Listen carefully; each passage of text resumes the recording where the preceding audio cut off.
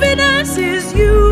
What is hard for you? It can never exist. Oh, you do not lie, you do not fail. What is hard for you to do?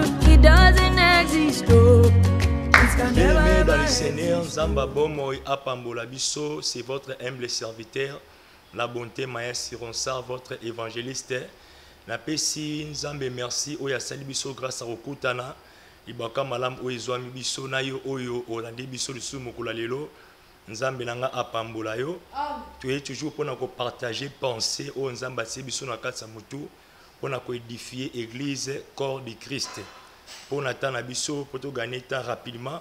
Thème toujours continuer kolobela ezali, parlez-nous de Jésus. Notre émission c'est ma grâce te suffit. Ngolu ya Nzambe yangone ezopesa biso elonga sangolu ya Nzambe tosala eloko moko te. Thème toujours lobela ezali, parlez-nous de Jésus. Tu vas me expliquer pour bana Nzambe ba me kolongwa na kati ya ignorance. Alléluia. Rapidement frère na biso Boulele Samuel Prestovi otangeli biso na Matthieu chapitre 3 na verset 1 tina 2. Otangi rapidement. Matthieu chapitre 3 le verset 1er au suivant du nom de Jésus. Amen. En ce temps-là, Na tango wana parut Jean-Baptiste. Jean-Baptiste ayaki Il s'est mis à prêcher dans le désert de Judée. abandi kote ya sango malamu na kati ya Judée. Verset 2, il disait, Alobi changez car le règne des cieux est proche. Alléluia. Amen. Aibo bongo la mitema pamba te royaume des cieux ekomi pene pene bokonza likolo ekomi pembeni. Alléluia. Amen. Bien-aimé tolobi awa tolobela ba prophète te mais toye kotombola komba Yesu Masia ya Nazareth. Na émission leki na meke kotali sabana Nzambe différence ya ba message oyo kolo Yesu Masia apesi biso. Tote ya message moko totombola Christ ya Nazareth. Mais façon à côté il faut toye ba keto na message mo oyo tobenga au royaume des cieux na message oyo tobengi ya Christ. Alléluia. C'est-à-dire que Jean-Baptiste à côté ya mingi royaume des cieux. Alors royaume des cieux Jean-Baptiste a été avant Yesu Aya. Il n'avait pas parlé beaucoup plus de Christ, mais nous a beaucoup plus parlé du royaume des cieux. Royaume des cieux, on a quatre royaumes. Azoba na biso ete na quatre royaumes wana nzali zalakate na quatre royaumes wana kufe zalakate etongami boy. Il nous a parlé encore que to bongo la mitema to sika makambo ya mabe oya zana kindoki atika kindoki wana to bengango. Il nous a beaucoup plus parlé du royaume des cieux. Donc évangile ya ko bongo la mitema ya ko se repentir. Alléluia. Amen. Moko remarqué atiaki biso beaucoup plus Christ était. Il a parlé de Christ d'une manière moko ya likolo. Okoza exemple na Jean chapitre 1 verset 29 alobi que voici l'agneau de Dieu qui ôte les péchés du monde. Aïe sous na Marc chapitre 1 verset 7 alobi que et c'est lui qui avait existé avant moi. Il a existé avant moi et moi je ne suis même pas digne de délier ses sandales. Abika naza même na makokita ko longola sandale nae. Aïe encore na Marc chapitre 1 verset 9 à 10, c'est lui mon fils bien-aimé à qui j'ai mis toute ma plénitude. Aïe encore dans Jean chapitre 3, verset 30, il faut que Jésus Messie amata et moi je me diminue. Amen. C'est-à-dire qu'il n'avait pas beaucoup plus prêché de Jésus, à Simaki juste mouké. Alors là on proclame le royaume des cieux, il y a la puissance. Il y a les puissances, plus tu la sang malam Nzambe, au monde batu barobika, ndenga lobi na biso na Marc chapitre 16 na 15 il était allé annoncer la bonne nouvelle à toute création. C'est lui qui croira, il sera sauvé. Voici les miracles qui accompagneront ceux qui auront crié à mon nom. Ils chasseront les démons.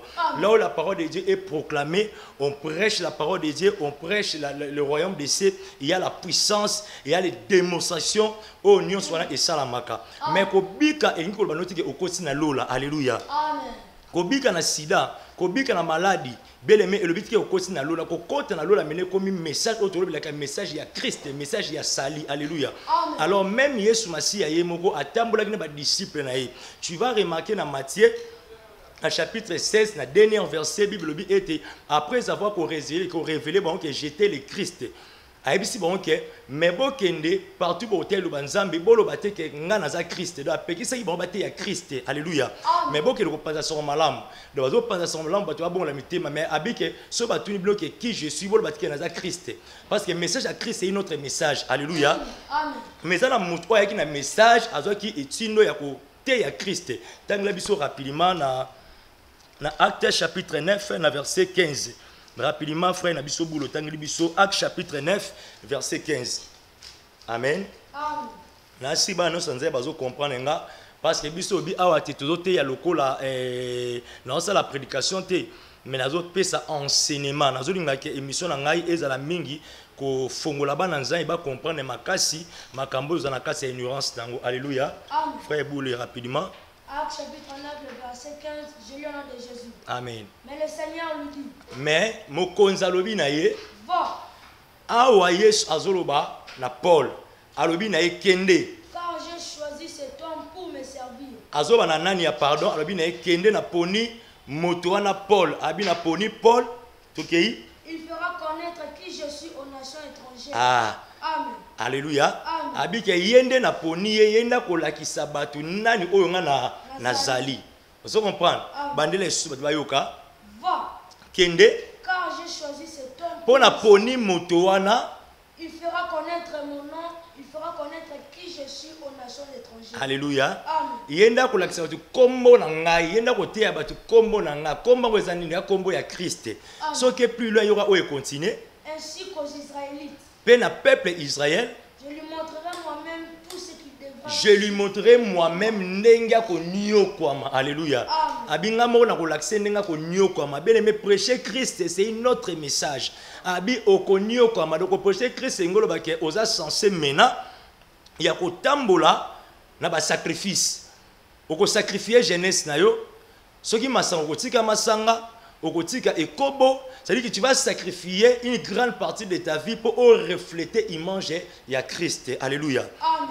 Repentance ezali bien message à royaume des cieux où yambi Christ lokola mokonzi pe mobiki ici eza lokola ba kotisi na chemin ba koti na kati ya nzela. Alléluia. Au koti na kati ya nzela mais ya lobi na biso na Jean chapitre 14 na verset 6 je suis le chemin. Alléluia. Parce que nzela ngo oyo komema oti kuna na lola kasi wala sur Christ. Il faut la Christ, est-ce que Christ est le message na yewana. Alléluia. Bien aimé, qui a un message à côté à Christ, c'était Paul. Parce que le but était, j'ai beaucoup de choses de vous révéler, mais pour maintenant, ça sera très lourd pour vous. Il faut la kende et je vous enverrai une autre consolateur. Abi consolateur tango koya, il va puiser ce qui est à moi pour vous révéler. Alléluia. Habitant consolateur koya akolak sabino oezanga, c'est-à-dire que pour na siko eza, et vous allez pour la bino kilo. Pona te ya bino oyo ngai Yesu naza. Maintenant na okene notine ya bino mobiki ici. Alléluia. Notine ya bino consolateur Saint-Esprit akozwa o ezanga kwa révéler bino. Yango monaki aiko se révéler na Paul, on comprend que Paul a prêché des choses qui étaient terribles. Alléluia. Amen. Il a parlé, il a prêché même 12 livres. Paul a révélé sur Marambe Belé. Yango na bien le même message nanga ezali clair. Ce qui les autres présenté ba nzambe Christ était totalement ming na réalité. Alléluia. Parce que réalité Bible bina biso na Isaïe 40 que consoler mon peuple. Eza malam. Bien aimé eza bien ko consoler ba nzambe. Mais to remarquer ba église mingi ba vani mingi na réalité. Yaya okobala, yaya okobota, yaya tselikia, yaya ana pasala kiboye. Yaya arozali solo ya fidèle moko nyoka maki mingi. Aye ko beta na kasi église eza bien. Mais siko soko tei moto Christ était pour Christ en profondeur. Il faut y avoir Christ. Moi, on a mon lit, retourne à yote makambu ya nini, retourne à que Christ a nani.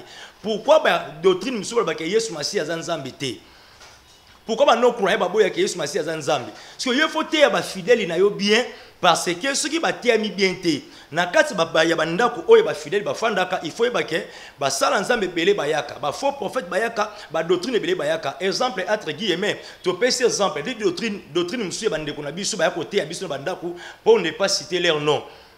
Ba doctrine su bati abiso anda to benga na ba onti baza basala nzambe mais okomona ba yakolo bande ko na biso ke ça dit que Yesu Masia aza nzambe te aza prophète so ceux qui fidèle na yo assemble na église na yo akutena muta doctrine bongo alobi na ke Yesu Masia aza nzambe te parce que fidèle na yo ako défendre Christ ndenge nini. Alléluia. Amen. Alors défendre n'est pas à enseignement à Christ était, mais ceux qui a enseignement à Christ aza pendant la foi encore bien assise à koyeba ko défendre Christ à kopesa ba clément ko ezali normal atali sabat que Yesu asi ya azali nzambe. Alléluia. Yango ko remarquer dans Matthieu chapitre 16 na verset 16 Bible bi était bazo tambola Yesu masi atuni bango batu ba kenga na zanani ba yi misu abi oza Jean misu abi que l'un des prophètes abi ebongo bino. C'est-à-dire que Yesu comprenait que bato ba hollandais mais foi na bango zalaki instable. Alléluia. Bazalaki na ba doute bande ko hollandais mais foi na bango zalaki instable. Yanga tuni bango ebongo bino pa na bino na zanani. Ba kangaki minoko. Mais Simon Père le dit que tu es le Fils de Dieu, tu es le Messie. Le Messie dit que le Christ. Le Christ, ce n'est pas seulement une personne qui sera malaria, tu peux qui sera sida. C'est-à-dire que le Christ veut dire que le Sauveur. La personne qui a la capacité de sauver l'âme d'une personne après la mort. Alléluia. C'est-à-dire que Sauveur, ama mututu ezala âme ya prophète Simon Kimbangu yeba ke Yesu Masia mtorobi kisaye ezala âme ya Mahomet Yesu mtorobi kisaye ezala âme ya Marie Yesu mtorobi kisaye parce que azali sauveur wana ezali te ke robikisa malaria parce que nganga pa bikisa pe malaria nganga pa bikisa pe sida kindoki mais ko bikisa ama mutu yaka Yesu Masia. Amen. Ni ne peut passer tout près des personnes passer par moi. Bien aimé, Nazana, tu peux quitter ça, Bantoma. D'ailleurs, nous avons un ministère Bantoma. Simon Kimban, c'est un grand prophète, moi je le crois. Adi Nabala, c'est un grand prophète, moi je le crois. William Branham, c'est un grand prophète, moi je le crois. Mais quand ça, Bango Banzambe, na sens nini oba rozala Banzambe, alléluia. Nous avons un sens théo banga que Simon Kimban a Nzambe ya Banoir. Nous avons un sens théo banga que William Branham a Nzambe. Nous avons un sens théo banga Adi Nabala Nzambe. Il y a un seul Dieu et unique véritable, Yesu Masia ya Nazareth. Il a reçu le nom qui est au-dessus de tous les noms. Kuna likolo baluka muto sauver mokili. Azala qui était où était Kimban, où était Mahomet, où était Marie. Il est que Jésus, alléluia, qui avait accepté de venir mourir pour sauver la terre. Alléluia. Tu peux acclamer Dieu très fort. Amen. Hein? On remarque que foi na bango ezala qui instable. Le ko la foi na bango ezala qui instable, ça veut dire que il moyen balanda kolo Yesu Masia malamu ezala qui té. Mais tant où Yesu a révélé bango que je suis le Christ. Pierre a dit que tu es le Christ. Après, nous avons dit que maintenant, que je suis le Christ. Alléluia. Donc, il y a un message au Naïdango. Ce qui est bien té. Bande qu'on a vu sur Moussouba, bande ni que Yesu Masia, Azanzambi, Solo Pe, Abomo. Au Komona, le na TV. Au Kolanda Mosakoli. Banda qui prophétie. Bien aimé, ils ont édifié l'église Nanini. Moutou Banazu, tant na TV, a connu comme la guérison. Bien aimé, ils ont bien. Est-ce que biso zangi doit guérison? Non. On a la grâce à guérison. Mais dans une bon on a été pendant le guérison, tout va miracle salama. Je suis un jeune pasteur, je vous dis vrai, il y a des dons de guérison que Dieu m'utilise, il y a des fois, c'est-à-dire qu'il y a un moment terrible. Mais je suis pas venu ici pour témoigner la guérison, le témoignage est bien. Mais la ligne qui est là, on a expliqué qui est le Christ. Alléluia. Et le Christ, il a méprisé. Il a une valeur devant les non-croyants. Azé a respecté devant d'autres doctrines. Pourquoi il est mal présenté? Et ça, le coloqué na kata fête, il y a Moutou Aza marié. On remarque que Moutou on aura comme casse na fête, et ça Moutou Aza marié. Ata invité na yé, ata lati na yé babiloko na yé, alati ba veste na yé, alati mokoto na yé. Mais regarde à Batou et vous allez fixer car pas ya Moutou Aza honoré. On se comprend. Ce que ils appellent le roi na kata église. Les gens qui ont honoré la carte église fait dans la Christ, mais ils ont honoré la biso ba pasteur et comme ba prophète. Au moment la pasteur azo côté la carte église, dadi yo kabeta mololo. Bien aimé eza bien. Mais pasteur azo beta mololo na, aime ça les magiciens. Pasteur beta mololo amoyibi, amutu mabe, mais obeta mololo zo kumisa zo sanzola mais amutu mabe, muta moyibi. La fini pe mutu pété. Alléluia. Maintenant, on a dit que olé opesa kababi lolo wana mingi wana mi vo pesa onka zambi. Mutu azo mérité ba mi lolo wana ba acclamation. Oko remarquer lelo so ba tenkomba Yesu Masia ba mi lolo na église ezate. Pasteur a tei a tomboli Yesu mi lolo ezate. Mais so a tomboli komba prophète na bango église gangi amen. Yango ezo sala biso pasi ko tali sekreto donc ça Yesu Masia na kati ya ça, ya centre. Alléluia. Ce que Yesu a tellement bien, tu enseigner Yesu bien. Bandeko bakoya bakozala mingi na erreur té. Lelo avec l'argent on peut tout faire. Ce qui m'a mbongo ko pesa message nyonso ya lingi parce qu'il a l'argent. Qui t'a dit que muto avec la TV message les a fait édifier l'église? Non. Il y a des messages qui sont boum ça va dans Zambie. Si on a un pour na ça dit que ko lobela ba o baza ba vrai, il y a aussi des vrais. Mais na kati ba vrai, il y a aussi des autres bien les fils de perdition. Alléluia. Amen. Les filles de perdition ba comme déjà binemi. Filles de perdition mais dans li bunga parce que moi li bunga sur na TV, ah tu à Christ malamu te. Yebisanga pasteur comme magicien. Est-ce que tu es au Christ? Pasteur ça bunga dit est-ce que tu es au Christ? Ah tu es au Christ. Ils appellent la fille de perdition. Parce que celui biso tu es pour te ya yo comique oh. Ko simba sala nzambe te. Bibele me bongo Yesu aki musala Satan. Est-ce que Yesu aki musala Satan? Ayaka musala nzambe. Aye musala nzambe ba simba kiye. Et bon Yesu ko musala na. So musala nzambe ba simba yo. Alléluia. Tu es ko dénoncer que dénoncer engilo ba ko révéler quelque chose en public ou ezalaki mabe. Alléluia. Ko dénoncer ba faux prophète. Pour on a déjà rabattu oyo biso te yaka. Ezaka les brebis perdues d'Israël. Alléluia. Les brebis perdus d'Israël. Et partout baza ba choisi Nzambe. Mais les filles de perdition à Jida ba teyaye, Yesu a teyaye sili sa Bible. Jida bongona ni motema te. Vous comprenez maman bongo. Jida Yesu a teyaye abongona ni motema te. Caïn, Nzamba teyaye abi bandela. Soko bandeli, tu peux encore relever la tête. Mais Bible dit que Caïn a boya ko bongo la motema, ti abomande ko. Est-ce que muta bongo bangana te na te ni Yesu ta longa été.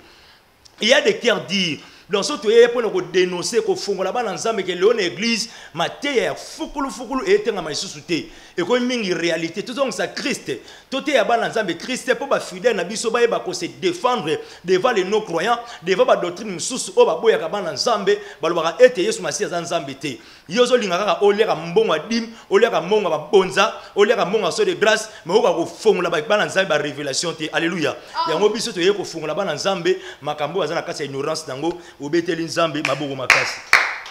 Est-ce que moi je parle à une personne? Est-ce que nzambe baza awa? Ce qui nzambe za obeteli maboko makasi. Amen amen. Bien aimé nzambe langa apambola yo. Amen. Nzambe langa asalo bolam. Amen. Alléluia. Amen. Bien aimé tu es un message au ya côté ya toyete pona ko banga te. Toyete pona ko banga te. Musala nzambe aza martyr. Musala o Yesu Masiya babakaki na croix. Betsen ba boma bango. Ba disciple ba kota ba prison. Toza temps o ya ko misa véritable parole. Côté ya bana nzambe qui est le Christ. Bien aimé Yesu abangaki ba tuté. Ce que ça la moto o ya choka ba makasi, ce n'est que Christ. Jean-Baptiste il a prêché abangaki ba tuté. Tu as un message à côté à Christ. Je ne suis pas venu pour juger les gens. Alléluia. Na me mutu monte na li felo. Na be mutu monte faux prophète, mais na zo réveiller conscience aba na nzambe. Ce que le bananga et sali yo pasi, bien aimé tu n'as qu'à supporter. Alléluia. Donc na la choité. Ce que sali yo pasi tu n'as qu'à supporter. Pour Jean-Baptiste ça y a qui na message. Ya ko sepelisa batu, aboko lia, aboko mela. Jean-Baptiste akangi ba jeune aboko bimana mona mwasi abateli sainteté na ye babi mutu azana démon o mutande nazo lia to melate alléluia amen babenge démon mais il y a un vrai message à repentance. Yesu Masiya lobi Jean-Baptiste a un message makasi boya aboko lia aboko mela mais babenge démon c'est que ngai na yasko na message ko linga bango alléluia amen Yesu a un message ko sangisa azofana na basi ndumba azofana na batamabe ba pharisien balobi tala oyo mote kobo alinga ko langwa alinga ko fana bat masumu ba traiter amis des gens de mauvaise foi alléluia abi moto ba pécheur alinga ko fana bat mabe ozomona ce que eloko ezana so bana ngai ba boy Jean-Baptiste ba boy Jésus ko biso ba oto ya na bino na ba pasteur muto te message ni nini elinga ba ete message rote ya na ote ya rote po na sepelisa bato o nga na ote ya so na moni ke nzamba lingi yango bele na rote ya ce qui est mon essuie, on a un problème. Alléluia. Amen. On a un problème. Pourtant, on a lobby. Il y a des prophètes qui ont la promotion des musiciens. Ce qui est mon lésé, c'est que essuie parce que au salaire makambouana. Alléluia. Il y a des fois qu'on bien aimé. Au moni elo abengi soni ce qui muto akobomba sous soni te akoma voûter. Soni ba bomba même Adam ayebaki elo abengi nidité te. Mais tant que mon nidité na babi ke Adana F ba oki soni ba ke ko batama dike ko batama na ba respecter ki nzambe magema be na nga na osala malgré ma soum nanga mais quand même na bomba yango na fait ya Fiji mais somo ni mosala nzambe ye moko ayoki ne kutu sonité abimisa mabene yo mto kotela soki yo bandoki yo poza ndoki mutu ye moko abimisa mabene bo mona misana na ye asala ba promotion ya misa mokili asala bana basi ba bilamba ya sensité après yo benge mosala nzambe so ba yebo dénoncer ngo kotela soki yo ne boye logo moko alléluia yesu abanki mutu mote yesu ateyaki Jean-Baptiste atalisaki batu ba race na bango atesaki batu ba race na bango abanki mutu te ba soda ba spécialiste de la loi ba pharisé ba oya batu ba yebaki bible makasi abila bango voici les races de vipères alléluia et ki abengi bango bana nyoka parce que molimo o ande ko utiliser bango yaki molimo ya ba nyoka eza ba dimusu bana molimo ya nyoka bien aimé tango la biso na nous rapidement pensez oyo simba la biso rapidement alléluia simba la biso Luc chapitre 13 31 à 32 Luc chapitre 13 31 à 32 Luc chapitre 13, le verset 31 à 32, Seigneur de Jésus. Amen.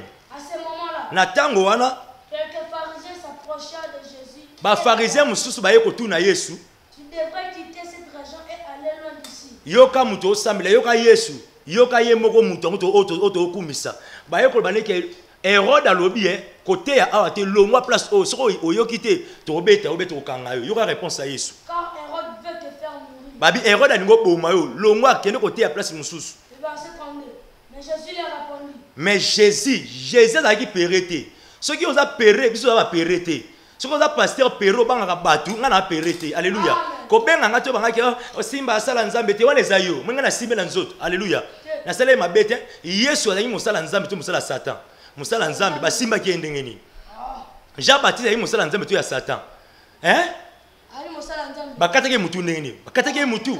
Etienne azangi mosala nzambe to ya Satan. Ya nzambe ba bomaki to ba magete. Parce que yo batiki opona nini? Alléluia. Comment ça monte ben tu es na te évangile. Tu es hôtel banzambo futeli nga mbongo te. Zo mbongo na olesa bana na yo. Zo mbongo na obeyo bote ape awa. Oya mbongo na hote. Alléluia. Comment ça monte martyr et ngobake, ça dit que moteur okufa pona message azana ngo. Amen. Ba politicien ba okufa na message na bango. Ba bimi lelo be héros. Mais mo kiretika na ngo ski ngai pour l'évangile, c'est ma martyr, alléluia. Papa Simon qui m'a ba kufa pour l'évangile. Ba sala ba ngoma be, parce que Yesu ro banga na osi ko yima na osalaka, alléluia. Yoka réponse à Yesu, ba lobi na pas roi Hérode. Hérode a lobi na ke ko te à place mususu. Yesu a payé réponse yoka. Allez dire de ma part à Serena. Alléluia, tango bien? Allez dire de ma part à Serena. Yesu lobi na bango allez dire de ma part à Serena, bon que ça renard wana. Yesu a ben roi Hérode renard. Quelle autorité! Abenge renard pona nini ça dit que abimisi esprit o etaki kati na roi Hérode alléluia renard ngakolo baloba mingi il y a des pasteurs baloba mingi celui qui parle beaucoup pêche aussi beaucoup pona Hérode ndeko loba mingi ah bon c'est que muto benga na mabela les ayi abi tout ce qui rassemble la terre c'est à moi nyonso ezingi mokileze nga ezala mai ezala nini tanga loba que si vous me croyez pas croyez même à mes œuvres œuvre nezalité ko Lazare sekui œuvre les alités que au tala ke muta sida bikité abi croyez même mes œuvres tala ta sanza o ngana sala tala ta mabelo ngana sala sala ta mayo ngana sali ndengo zana ngam na sala yo siko yo Hérode lokola renard o lo bangana lo ngana mukinanga c'est quoi oza démon o malade o renard alléluia il y a des pasteurs qui sont des renards alléluia azolo baloba kama mamba o lo ba maîtriser ngoté. Est-ce que vous comprenez? Il y a des pasteurs qui sont renards. Il y a des pasteurs qui ont une émission. Il y a des pasteurs. Tu as molimo, il y a Colombe. Molimo Colombe, il y a molimo Kimia. Yesu Masi attend va passer baptême Colombe Kitaki. Molimo Kimia, moni pigeon azara Kimia. Pigeon ni kama mutute. Mais ezala musuba na molimo niaou. Au moins la pasteur moko propre atambola kana ba jeep, pasteur moko be na pasteur na coca. OK ndoki. Alléluia. Amen.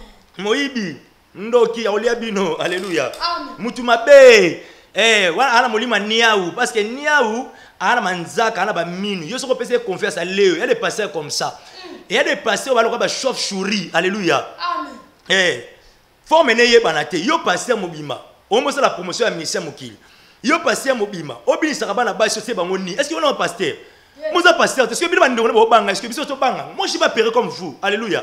On a péré, on a hôtel le banzem, tu as tingé za yoté. Oya tingé za yoté, zo mbongo na yoté ya. Ti oya mbongo na yoté. Alléluia. On a côté arrêté c'est banda on a eu ya ba VIP té. ngana kota mabonde lite ba voyage biso haba na zamba to na sama titi biso lera mbila to lera ni nyoko. Alléluia. Amen. Nous sommes bien préparés. Jésus a dit les gens voient que l'extérieur de la coupe mais Dieu voit l'intérieur de la coupe. Alléluia. Batu bamona ka libanda ya kopo bamona libanda sani yango propre mais kola kota tina kati ya kopo. Batu bamona ka libanda e passer nga propre za boye bona kati nae. To tala bino tina kati. Alléluia. To banga bino te reba sataraba bien metto ta bino tina kati. O eza temps évangile, tu as le temps de la fin. Temps oyo Apocalypse 3 azo bien que batu ba koma ni choni ni froid. Ayi batu ba koma tiède. Habita au batu ba la vomi. Alléluia. Batu ba sanzam. On dit que le peuple autant comme tu as déjà sanzam. Tu sais sanzam. Ce que biso tu as sanzam. Non. Ce qui ba sanzio, ba msuno ba sanzi ba ngote talio. Alléluia. Oya nzambo betele mabo makasi. Et c'est la fini moutou. Bien mettant la biso Matthieu chapitre 12 26 à 28. Matthieu chapitre 12 26 à 28. Matthieu chapitre 12 26 à 28 de l'honneur de Jésus. Amen. Si donc Satan se met à chasser Satan.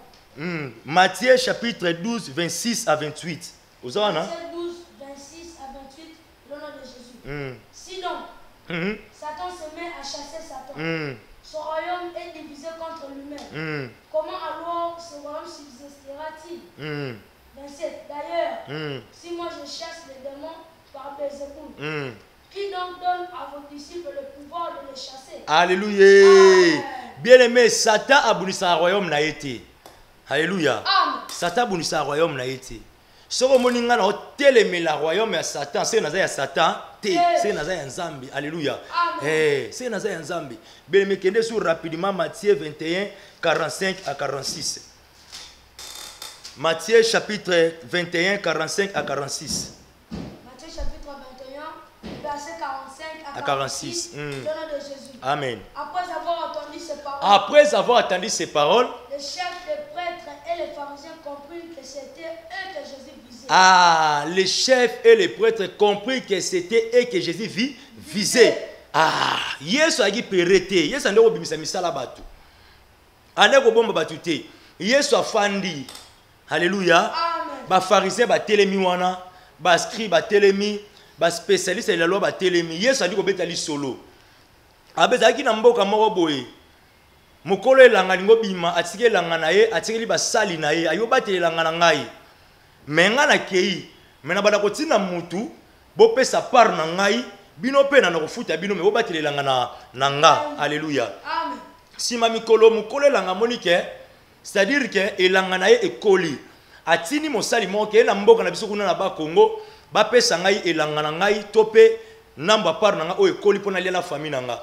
Bible bi ete tangu batwana ba kekuna basali ya mkolo bilanga ba monie ba bi ba betiye jusqu'à la mort ba benganie. Alléluia. Amen. Aye ko pesa rapport pa mkolo bilanga place otinda kinga ba beti ngai abi bon basali boye pona ni natina mutami balé. Wana ba pharisien ba docteur de la loi bazoyoka lisesio wana. Abi natina mutami balé atini mutami balé ba betiye pe lisusu ba bengane maboko pamba. N'est-ce que mkolo langa lobi ceux qui va respecter ba ngote quand même na koti na mwana na nga moko. Alléluia. Amen. Nati na mwana na nga moko peut-être mwana na nga ba ko respecter ye wana ba ngono bazo yoka ba yoka message habitanga tini mwana na ye ba bike yende héritier to boma ye poto tala soki na ko hériter bomengo na ye ba bomi mwana mkolo bilanga ba kundi e kuna. Alors Bible bi était tant rapport on est ko ya pour mkolo bilanga akosala nini babitanga koya akokanga batwana akotsa bango na boloko place o ba olia minu na place ya pasi. Alléluia. Amen. Dans si solo wana Bible bike ba spécialiste de la loi ba eko comprendre que Yesu abwakela ki bango libanga. Alléluia. Amen. Ba comprendre ya ndenge nini c'est ba sentari ke mamba olo bezabi biso mama nzambe ya bongo ona oti ya somoni ke eza yo biso ba oto oti ya liloba nzambe oyo et ateka to lamuki tongo to ko basala nzambe te ba ronsar oyo to bela malade ya pasi malade ya mutu na sala musique ya mokili pendant 4 ans ya soni ya humiliation ba finga ba buaka ba boyanga Donc oyemba yango yo. Olela yembela nzambe, nengana yembela ka mokili. Olela yembela nzambe, nengana yembela ka mokili. Na obela mayade mutu, na otango kombo orchestre wana te. Bazo bebisa mutu nanga. Si 4e fois nzamba abi na ngai, yo oyembela mokili te, yo faut salela nga. Na oti na persécution, nzamba landi biso ya kolanda. Na boya ki osala musala oyo. Na frère te kolamka na tongo na zui bater ba évangile te. Te oti na persécution, ndenge nzamba soki Paul, ndenga luka ki na makasi nde ba luki biso. Alors abi nanga ndenge na bikisi yo. Yo pe kinoko bikisa batu mususu. Donc na yena message ya ko bikisa batu, ya ko bimisa batu baza na kati ya ignorance. Batu baza ya ko kangama na kati ya boloko. Batu bakangami na kati ya connaissance, ba yebi connaissance te. Na nzela mateya oyo nzamba ofongola bino. Amen. Na yeko sala prédication te mais na yeko enseigner. Ce qui prédication nde na minute oyo ba mene zotoka awa. Nde ba prophète nde ba salaka. Muto ozo atane na TV banda ikaka koteya, banda koteya kama ma guérison. Banda ne kolobeka ma témoignage. Banda ne kolakisa ndenge Satan azobima na nzoto batu. Pendant 1 heure de temps na TV édifier biso na nini? Mais ngana ye ko pesa bino message à Christ. Côté ça bino que le royaume des cieux c'est une autre chose, s'allier en Christ aussi c'est une autre chose. Bien-aimé et dépendre na yo. Na kolobela makambu ebele. Émission où est-allé parler nous de Jésus. Et ces missions kolobela ba prophète awate. Et ces missions ko tombola kombo ya ressorte. Mais na hôtel c'est pas que Christ azanani pour Christ azonga na ba valeur na ye na kati église. Azonga na centre na kati église. Amen. Et là ba non croyant ba on dit mesu ba chrétien te. Okena ba doctrine mususu o mona ba tombola prophète na bango. Ba doctrine mususu ba na ba prophète na bango mais biso ba chrétien. Au moins la prédication inédite, on n'a pas parlé de Jésus. 2 heures de temps, on a parlé que des prophètes. Ba prophète yo tombola na. Ba no be na bilu mabe na kombo ya Yesu to na kombo na bango. Na kombo ya Yesu Masia à Nazareth. Le prophète Simon Kimbango, il chassait les démons na kombo nani? Na kombo ya Yesu Masia à Nazareth. Et ça na kombo, et na kombo ande ko bengana. William Branham azobenga ba démons na kombo nani? Na kombo ya Yesu. Alléluia. Amen. Si vous avez un démon, comment na okande comme sur la TV, azoloba que les prophètes a Nicolas Christ, bien aimé métier, vous avez un problème. Celui qui était monté à la croix, c'était Marie ben Jésus. Jésus-Christ. Celui qui était monté à la croix, c'était Branham ben Jésus. Jésus-Christ. Celui qui était monté à la croix, c'était Kimbango ben Jésus. Alléluia. Amen. Mais pourquoi élever les prophètes? Pourquoi élever les prophètes? Il faut élever celui qui a reçu le nom au-dessus de tout, de tous les noms. Apôtre Paul a prêché le salut en Christ. Là où il y a le royaume des cieux, il y a la puissance. Amen. Mais il y a des maladies qui sont là. Pourquoi tu as le fait au Christ? Parlez-nous de Jésus. Alléluia. Amen. La pesi, bande konyo sumbote. Maman na ngai na mbongo na pasi. Ozo soutenir pour message ya Maman Marie Sunda. Na pesi o merci. Na pesi maikola Clarisse Mengi. Nzambe apambola yo. Na pesi ba na sur la colombe mbote. Mon fils et la Vodi na pesi mbote. Exaucé na pesi mbote. Maman Hortense na pesi mbote. Ba na sur la colombe ozebele. Nzambe na nga apambola. What is hard? What is hard for you? It's gonna never exist. Oh, you do not lie, you do not fail. What is hard for you to do? It doesn't exist. Oh, it can never ever exist. Oh.